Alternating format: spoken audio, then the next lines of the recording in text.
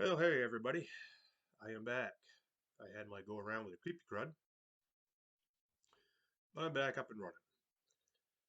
So this morning, as I was getting some chow down the neck, I saw in the news, Maine receives an F on gun safety. I had to read that one. On Friday, yesterday, Maine received an F rating on gun safety from a gun violence prevention group. Mm-hmm. We all know what those are. Like every town for gun safety. Yeah. Brady. It's anti-gun groups. So this group, the Giffords Law Center, cited loose gun regulations as the reason for the failing grade. Oh, we bombed it hard. I mean, the F. So, we're pretty dangerous here. So Maine doesn't require a permit to own or carry a gun, and the state does not require background checks for private sales. Oh no, that failed miserably years ago. Bloomberg there tried to push that through up here. Well, he got spanked. Gun rights advocates argue that Maine's low homicide rate justifies the lack of stringent gun laws. Yep, not too many people get killed here. The executive director of SAM, Sportsmen's Alliance of Maine, says that Maine's low homicide rate is impressive considering how many people own and use guns. Yep, a lot of people here have guns and a lot of them. So, to quote David Trahan, we have one of the highest per capita gun ownerships and we should be proud of our record. Yep. So, the gun violence prevention advocates, I've never seen a gun be violent itself, it's the person. Well, they say that it's not high-profile shootings that are plaguing us Mainers. Okay, well, how about you just stick to your state? The toll of loose gun laws sometimes goes unseen. According to data from the CDC, yeah, well, we know how well their data's gone the last 2 years, right? We'll tell you this one day and tell you that the next day, and the third day we don't know what the hell we told you 2 days ago. So according to them, 89% of gun-related deaths in Maine are suicides. Okay? Yeah, suicide is a shitty thing. The way that people suffer from gun violence in our state is more behind closed doors. It's domestic violence cases. It's the suicides and the accidental discharges. Yep, a lot of stuff does happen behind closed doors. Not going to argue that one. So let's get into it. No, we don't need concealed weapons permits in the state anymore. No, you don't need a license. No, you don't need to go through an FFL to do a private sale in Maine. Now, if you sell a gun to somebody who you should reasonably believe is prohibited from owning or possessing a firearm, you broke the law, and if you get caught, you're in the ringer. Uh, you can sell to a resident of the state of Maine, trade, swap. But be careful selling because if the ATF decides, oh, well, you sold 2 guns this year because inflation's so freaking high and food is so high, and when you start selling off some guns because you need money to buy groceries and put fuel in your oil barrel, well, you're doing it for profits. Now we're going to bust you. Be careful with that because, God forbid you need to friggin' live. Um, be careful of that. But, I mean, if it's not for profit, they really can't freaking touch you. So if you swap, trade, barter, hornswoggle, it's not profit, right? So years ago, we had to have concealed weapons permits in the state to carry concealed handguns. We got rid of that crap finally. The Maine State Police supported getting rid of that crap. What's that tell you? Woo! Um, it's so friggin' ignorant. So if you didn't have a concealed weapons permit, you could walk around pretty much anywhere with 2 handguns strapped to your hips if you wanted to, loaded.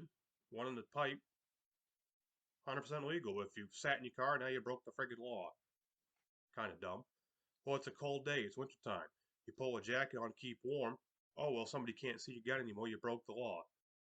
Kind of dumb, right? So we finally got rid of all that crap.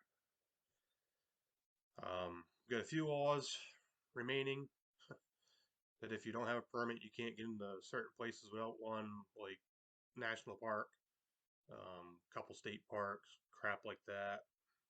Be familiar. Anyway, overall, as long as you're a U.S. citizen, you're not prohibited from possessing a firearm, you can carry a handgun in Maine and nobody cares. So at that point in time, when we were going to make that transition from getting rid of the government, here's your privilege for your rights card, going to constitutional carry, which is the way it should be, we had all the anti-gunners screaming and preaching, there's going to be blood running in the streets. Here we are, 8 years or more into constitutional carry, and guess what? It ain't happened yet, has it? We don't have law-abiding citizens deciding overnight, oh, I don't need a concealed weapons permit anymore, so I can go out and start killing people, and we're going to have bloodbath now. It ain't happened. Fantasy world, reality. A lot of us live over in reality, and then you have the idiots over here in fantasy world. Staying in the reality. And there's a lot of other states who have transitioned to constitutional carry and more looking to transition. Go for it. Working out fine here. So your problem is your criminals. And I mean, you got criminals running around free who should be locked up for life. They've committed so many felonies that should have put them away for life, and they're running around free. Read the news. In this region, guy kills somebody. It's a murder. He kills somebody. Goes to jail for a little while. Or prison, I should say. For a little while. Gets let out.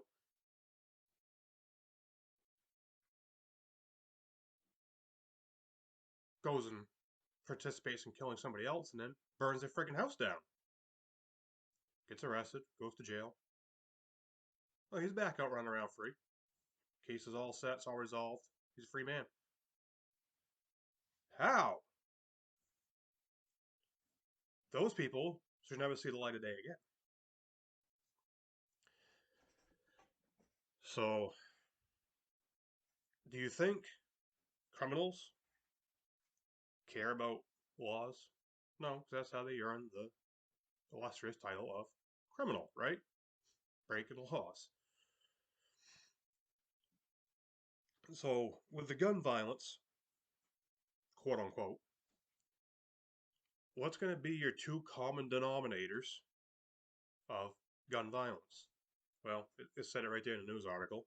Behind closed doors. Domestic violence, right? Oh, yeah. There's a lot of that crap. And you have people who get convicted of domestic violence, and what happens to them? Very little. Oh, they got a conviction on their record as a misdemeanor. Okay, well, they are prohibited from owning and possessing a firearm, even though it's a misdemeanor, because it is a domestic violence conviction. But do you think they care? No, they can still go get guns. No law is going to stop that. They can stab somebody, beat them with a baseball bat, drive their head through a wall. And then your other one is drugs, obviously, right? Oh yeah, drugs and guns, they go hand in hand, just like that. So we have drug runners, again, guys who've been caught, they've been convicted, they should be gone for the rest of their natural days. And they get tossed back out of jail, and they're still peddling drugs. They don't care because they know there's really no consequences on the other end. So if some of these people who don't care about killing other human beings, not in the line of self-defense.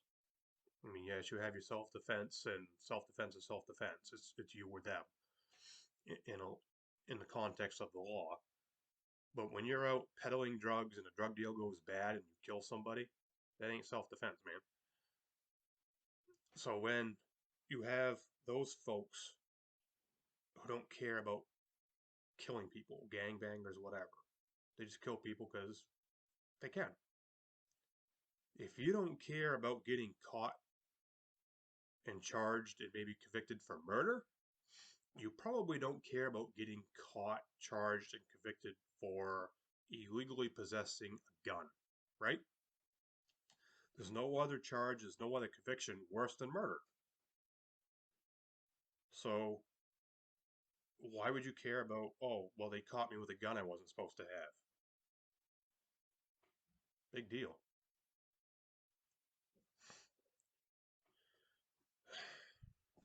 Do you think a criminal cares?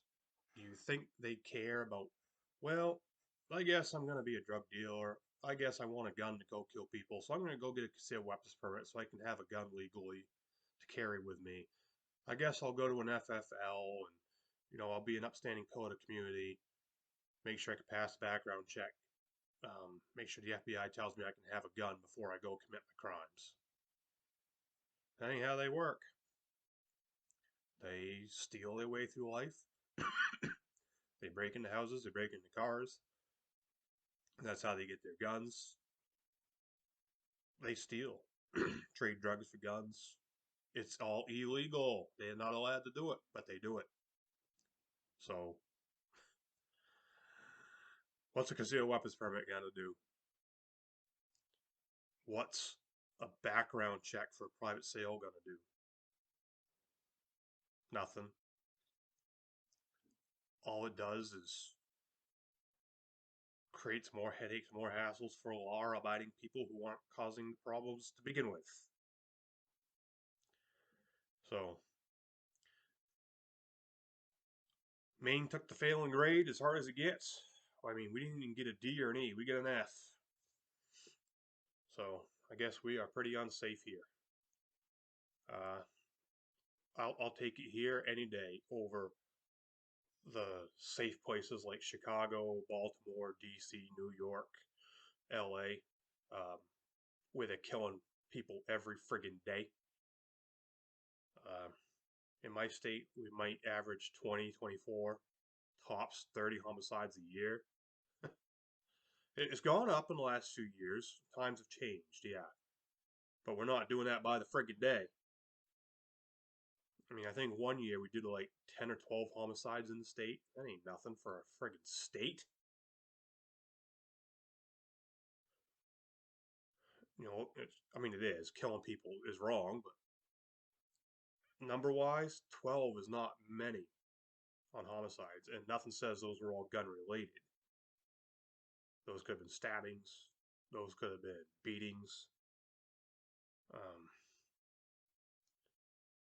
many years ago, I knew a father who beat his son to death with a friggin' baseball bat. So do we have baseball bat control? Nope. Nobody cares about baseball bats, right?